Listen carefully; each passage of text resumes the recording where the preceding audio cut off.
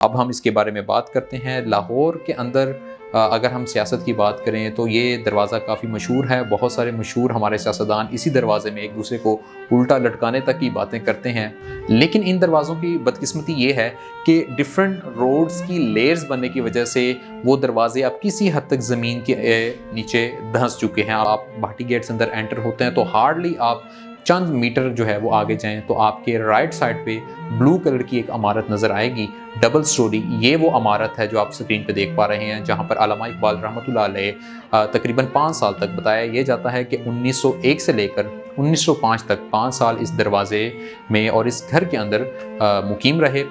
आपकी इत्तला के लिए अर्ज़ है कि मोहम्मद रफ़ी साहब का इलाका भी यही भाटी गेट ही हुआ करता था। इन्हीं गलियों में उन्होंने अपनी सिंगिंग करियर का आगाज़ किया, इन्हीं गलियों में वो गाया करते थे। और ये दूध ऑब्वियसली मज़ेदार तो बहुत है, लेकिन इसकी ज़्यादा जो यूनिकनेस है वो इसके बनाने का तरीक़ाकार है। एक बहुत बड़े कड़े के अंदर 2 अदद बाउल्स लिए जाते हैं, उनमें गर्म दूध डाला जाता है और फिर उनको घुमा घुमा कर ठंडा किया जाता है और फिर आपको गिलासों में डाल के दिया जाता है।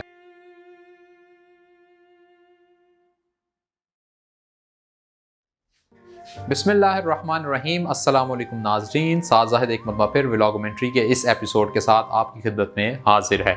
और जैसा कि आप लोगों के साथ बताया गया था, शेयर किया गया था कि एक नई सीरीज़ लेकर मैं आपकी खिदमत में हाजिर हो रहा हूँ और ये जो सीरीज़ होगी वो लाहौर के तारीख़ी दरवाज़ों के हवाले से होगी। इस सीरीज़ में आपको नाज़रीन जिन चीज़ों के बारे में जानने का मौका मिलेगा वो ना सिर्फ ये दरवाज़े होंगे, इनकी तारीख़ होगी, बल्कि इसके साथ साथ इन दरवाज़ों से मंसूब मशहूर शख्सियात जो वहाँ पे उसके इलाके में रहा करती थीं, वो वहाँ के करीबी दीगर तारीख़ी इमारतें, ये इसके साथ साथ वहाँ के मशहूर खाबे जो उस इलाके में उस दरवाज़े के अंदर पाए जाते हैं, और इसके साथ साथ इस दरवाज़े के हवाले से या जो भी दरवाज़ा होगा उसके हवाले से मशहूर वाक़यात, ये तमाम की तमाम चीज़ें आपको एक एपिसोड में जानने का मौका मिलेगा। तो रिक्वेस्ट आपसे वही होगी जो हमेशा करता हूँ कि इस वीडियो को आखिर तक लाजमी देखिएगा। और नाज़रीन, आज की इस पहली एपिसोड में जिस दरवाज़े का हम जिक्र करने लगे हैं आपसे, बड़ा मशहूर दरवाज़ा है, तमाम लोग इस बारे में जानते हैं और उसका नाम है भाटी गेट। अब हम इसके बारे में बात करते हैं। लाहौर के अंदर अगर हम सियासत की बात करें तो ये दरवाज़ा काफ़ी मशहूर है। बहुत सारे मशहूर हमारे सियासतदान इसी दरवाज़े में एक दूसरे को उल्टा लटकाने तक की बातें करते हैं। अगर हम भाटी गेट की बात करें तो ये भी एक मुकम्मल एक इमारत है और इसके अंदर इस वक्त यूनियन कौंसिल का दफ्तर जो है वो काम कर रहा है। अब इसके चलते हैं तारीखी पस मंज़र के ऊपर। अगर हम इसकी तारीख की बात करें तो कहा यह जाता है कि राजपूतों के भट्टी कबीले के नाम को के ऊपर इसका नाम रखा गया था। इब्तिदा में इसका नाम भट्टी दरवाज़ा था, जो कि वक्त के साथ साथ चेंज होते होते इसका नाम अब भाटी गेट हो चुका है। कन्हैया लाल ने अपनी किताब तारीख़ लाहौर में इस चीज़ का मुकम्मल जिक्र किया है। उनके बकौल यहाँ पर भट्टी कबीले के जो लोग थे वो आकर जब आबाद हुए तो उन्होंने आबाद होने की शर्त ही ये रखी थी कि इस दरवाज़े का नाम हमारे कबीले के नाम से मंसूब किया जाए। इसी वजह से इसका नाम भट्टी गेट रखा गया था। जैसा कि पहले शेयर किया तो कि वक्त के साथ चलते वो नाम चेंज होता होता अब भाटी गेट हो चुका है। मौजूदा सूरत हाल की बात करें तो आप अपनी स्क्रीन पर देख पा रहे हैं कि इस दरवाजे के ऊपर सियासी इश्तिहारात की भरमार नज़र आती है। और अगर मज़ीद जिक्र करें इन दरवाज़ों का, जो अंदर लकड़ी के दरवाजे हैं, तो वो भी आज भी उसी तरह मौजूद हैं, काफ़ी बड़े साइज़ के हैं।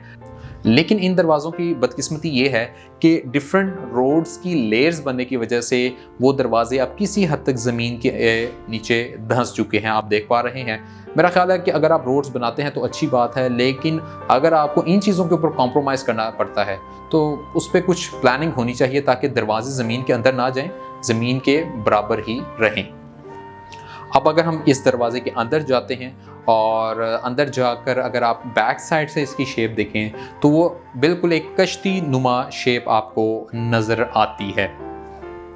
दरवाजे के बिल्कुल साथ ही भाटी गेट का पुलिस स्टेशन भी मौजूद है। दरवाजे के नाज़रीन, अगर हम बाहर की बात करें तो एक दो चीज़ें मैं मज़ीद ऐड करना चाहूँगा इजाफी तौर पर। वो ये कि आपको इस दरवाजे तक पहुँचने के लिए एक गंदे नाले के छोटे से पुल से गुजरना पड़ता है। और अगर इस नाले की सूरत हाल देखें तो मेरा ख्याल है कई साल हो चुके हैं शायद इसको साफ़ ही नहीं किया गया। और इसी नाले के बिल्कुल साथ ही एक फ़िल्ट्रेशन प्लांट भी है जहाँ पर तमाम अहलियाने इलाका आकर पानी का जो बंदोबस्त है, पानी का जो इंतज़ाम किया गया है, वहाँ से अपने घरों में पानी लेकर जाते हैं। दरवाज़े के हवाले से नाज़रीन एक बात आपने ज़रूर ज़हन में रखनी है कि ये दरवाज़ा अगरचे काफ़ी तारीख़ी दरवाज़ा है, लेकिन ये वो दरवाज़ा नहीं है जो कि मुग़लों के दौर में बनाया गया था। वो दरवाज़ा यहाँ पर मौजूद था, लेकिन तारीख़ यही बताती है कि वक्त के गुज़रते वो दरवाज़ा कमज़ोर हो गया था, तो अंग्रेज़ दौर में जाकर उस दरवाज़े को यहाँ से ख़त्म किया गया था और उसके बाद एक नया दरवाज़ा बनाया गया था। तो ये हकीकी वो दरवाज़ा नहीं है जो कि मुग़लों के दौर में बना था।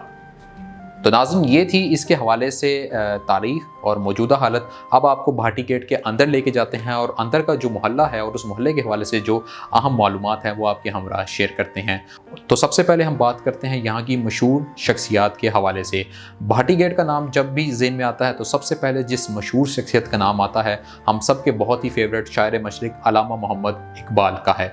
अल्लामा मोहम्मद इकबाल जब GC यूनिवर्सिटी से फ़ारिग हुए तो उसके बाद वो जो शिफ्ट हुए जिस इलाके में वो यही भाटी गेट का इलाका था। आप भाटी गेट से अंदर एंटर होते हैं तो हार्डली आप चंद मीटर जो है वो आगे जाएं तो आपके राइट साइड पे ब्लू कलर की एक इमारत नज़र आएगी, डबल स्टोरी। ये वो इमारत है जो आप स्क्रीन पे देख पा रहे हैं जहाँ पर अल्लामा इकबाल रहमतुल्लाह अलैह तकरीबन 5 साल तक, बताया ये जाता है कि 1901 से लेकर 1905 तक 5 साल इस दरवाजे में और इस घर के अंदर मुकीम रहे। इस घर के ऊपर नाज़रीन मैं एक सेपरेट वीडियो बना चुका हूँ जिसका लिंक यहाँ पर मौजूद है, आप उसे भी क्लिक करके देख सकते हैं। इसके साथ साथ अगर मज़ीद बात करें तो यही भाटी गेट का वो इलाका है जहाँ अल्लामा इकबाल ने अपनी शायरी का आगाज़ किया और वो थड़ा जिस पर बैठकर उन्होंने ज़िंदगी का पहला शेर कहा था वो भी इस वक्त यहाँ पर मौजूद है। हिंदुस्तान से जो नाजरीन हमें फॉलो करते हैं उनके लिए ये बड़ी ही ज़बरदस्त एक बात है जो मैं आपके हमरा शेयर करने लगा हूँ कि हिंदुस्तान की तारीख़ के सबसे बड़े प्लेबैक सिंगर मोहम्मद रफ़ी साहब, आपकी इत्तला के लिए अर्ज़ है कि मोहम्मद रफ़ी साहब का इलाका भी यही भाटी गेट ही हुआ करता था। इन्हीं गलियों में उन्होंने अपनी सिंगिंग करियर का आगाज़ किया, इन्हीं गलियों में वो गाया करते थे। यहाँ पर वो बार्बर की दुकान भी मौजूद है जहाँ वो अपनी कटिंग करवाया करते थे। उनका घर आज भी किसी न किसी सूरत में बदली हुई शक्ल में भाटी गेट के अंदर मौजूद है। इंशाल्लाह उसके ऊपर भी मैं अनकरीब वीडियो लाजमी बनाऊँगा। तो मोहम्मद रफ़ी साहब का ताल्लुक भी अंदरून भाटी गेट से हुआ करता था। मज़ीद अगर हम बात करें यहाँ की तारीख़ी इमारतों की तो भाटी गेट से क्रॉस करके कुछ फासले पर आपको एक मशहूर मस्जिद नज़र आती है जिसका नाम ऊंची मस्जिद है या जिसे पंजाबी में हम उच्ची मस्जिद भी कहते हैं। अंदरून लाहौर के अंदर 2 मस्जिदें बड़ी मशहूर हैं, वैसे तो काफ़ी मसाजिद हैं लेकिन 2 मसाजिद निस्बतन डिफरेंट उनकी जो है पहचान है। उनमें से एक ये ऊंची मस्जिद है और एक नीवी मस्जिद है या नीची मस्जिद भी उसे हम कहते हैं। नीवी मस्जिद जो है नाम से ज़ाहिर है कि वो ज़मीन के नीचे है और ये ऊंची मस्जिद जो है ज़मीन से ऊपर बनाई गई थी। इस मस्जिद के हवाले से यही बताया जाता है कि इसकी तारीख़ जो है वो अकबर के दौर से जाके मिलती है, लेकिन तारीख़ से नाबलद लोगों ने इस मस्जिद के साथ मैं समझता हूँ एक छोटा सा जुल्म किया है। वो ये है कि इसकी दीवारों के ऊपर टाइल्स लगा दी गई हैं जिसकी वजह से इसका जो फ्रेस्को वर्क पहले किसी दौर में किया गया होगा वो काफ़ी हद तक इसके ऊपर छुप चुका है। इंशाल्लाह इसके ऊपर भी मैं अनकरीब वीडियो आपके हमरा ज़रूर शेयर करूँगा। अब यही भाटी गेट से मज़ीद अगर आप आगे चले जाएं तो वहाँ पर एक और शाहकार देखने का मौका मिलता है। वो शाहकार जो है वो फ़कीर खाना म्यूज़ियम है, लाहौर का एक बड़ा ही खूबसूरत छोटा सा म्यूज़ियम जहाँ पे बहुत सारी तारीख़ी चीज़ें मौजूद हैं। और फ़कीर खाना म्यूज़ियम का ताल्लुक़ बराह रास्त सिख राज से है। महाराजा रंजीत सिंह के बड़े ही अहम ये वज़ीर हुआ करते थे 2 भाई जिन्हें फ़कीर बरादरान कहा जाता है, उन्हीं की ये हवेली थी और उसी को कन्वर्ट करके उसे म्यूज़ियम की शक्ल दी गई है। अब मज़ीद अगर हम बात करें यहाँ के मशहूर खाबों के हवाले से तो वैसे तो अंदरून लाहौर भरा पड़ा है और भाटी गेट में भी आपको बहुत सारी चीज़ें मिल जाती हैं, लेकिन मुझे ज़ाती हैसियत में भाटी गेट के अंदर जो चीज़ सबसे ज़्यादा पसंद है वो यहाँ का एक ख़ास दूध है जिसे अल्लाह वाला दूध फ़रोश जो उनकी दुकान है छोटी सी बिल्कुल उसमें वो फ़रोख्त करते हैं। और ये दूध ऑब्वियसली मज़ेदार तो बहुत है लेकिन इसकी ज़्यादा जो यूनिकनेस है वो इसके बनाने का तरीक़ाकार है। एक बहुत बड़े कड़े के अंदर 2 अदद बाउल्स लिए जाते हैं, उनमें गर्म दूध डाला जाता है और फिर उनको घुमा कर ठंडा किया जाता है और फिर आपको गिलासों में डाल के दिया जाता है। अंदरून लाहौर में और भाटी गेट में जब भी आप जाएँ तो भाटी गेट से कुछ ही अंदर एंटर होने के साथ ही आपको ये दूध वाला मिलेगा, ज़रूर इसे ट्राई कीजिएगा। नाज़रीन, आज के लिए इतना ही। जैसा कि आपसे पूरी वीडियो में शेयर किया गया कि इसके इर्द गिर्द बहुत सारी तजावुज़ात की भरमार है, इसके ऊपर बैनर, फ्लेक्सेस, पोस्टर्स को जो है हद से ज़्यादा अवेज़ा किया गया है। तो मैं यहाँ पर सोचने पर मजबूर था कि क्या वॉल सिटी यहाँ पर वर्किंग नहीं कर रही। तो वॉल सिटी का अगर मैं आपको आपके हमरा शेयर करूँ तो उनका किरदार बड़ा लिमिटेड है, बड़ा महदूद है। अंदरून लाहौर के जो लोग हैं उनसे मेरी बात हुई थी और उनसे मैंने पूछा था कि वॉल सिटी वालों का क्या काम है। तो यहाँ पर दो ओपिनियंस पाई जाती हैं। एक ओपिनियन ये है कि वॉल सिटी वाले काम तो अच्छा करते हैं, लेकिन उन्होंने अंदरून लाहौर को बहुत ज़्यादा, हद से ज़्यादा कमर्शलाइज्ड कर दिया है। अब यहाँ पर टूरिस्ट बहुत ज़्यादा आते हैं, लोगों की प्राइवेसीज़ जो हैं बहुत हद तक मुतासिर होती है। तो लोगों का एतराज़ ये है कि वॉल सिटी वाले आके ज़रूर काम करें, लेकिन वो इस हद तक चले जाते हैं कि चीज़ें कमर्शलाइज हो जाती हैं और हमारी प्राइवेसी किसी हद तक मुतासिर होती है। अब इसमें अंदरून लाहौर के अंदर जो वहाँ के मुकामी लोग हैं उनकी ये राय है, वॉल सिटी वाले जो हैं वो इस पर वर्किंग करना चाहते हैं, लेकिन उनका किरदार महदूद है। इस तमाम सिनेरियो के ऊपर आपकी क्या राय है, कमेंट बॉक्स में लाजमी उसका इजहार कीजिएगा।